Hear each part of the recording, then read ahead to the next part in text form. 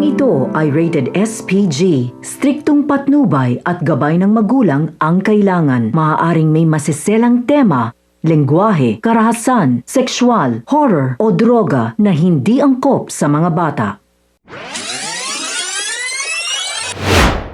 Mga kapamilya, narito ang mga pinakamainit na tagpo sa FPJ's Batang Quiapo. Pero bago ang lahat, kung bago ka pa lamang sa aking channel, baka naman pwedeng makahingi ng isang like, share at subscribe. Huwag mo na rin kalimutang i-click ang notification bell para lagi kang updated sa pinakahuling kaganapan ng seryeng ito.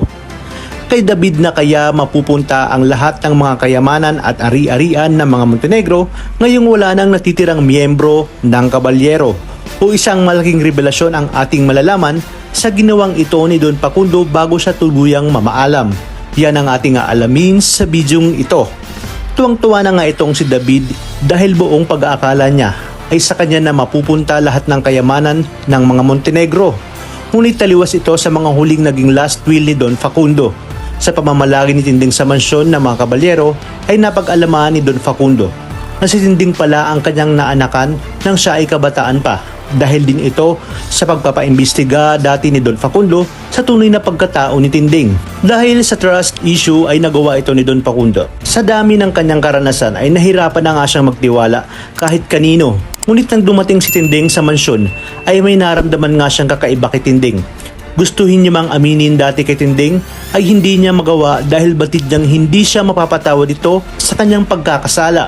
Nalaman ni Don Facundo na anak niya si Marites kay Tinding. Sayang nga lang at wala na siyang pagkakataon na aminin kay Tinding at Marites ang buong katotohanan. At nang nagkaroon ng alitan sa pagitan ng mga kabalyero at Montenegro ay napaghandaan niya na ito na kung sakaling balikan man sila ng mga Montenegro ay sisiguraduhin niyang walang mapupunta kay David.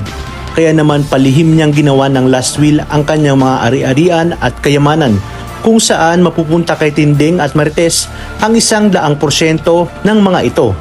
Alam niya umanong traidor ang mga Montenegro, kaya maaga pa lang ay ginagawa niya na ito. At hindi nga siya nagkamali at nangyari nga ang kanyang pakundangan. Sa kabilang banda, matapos mailibing ang pamilya kabalyero, ay parang tangang nag-aantay si David sa pagdating ng legal counsel ng mga kabalyero.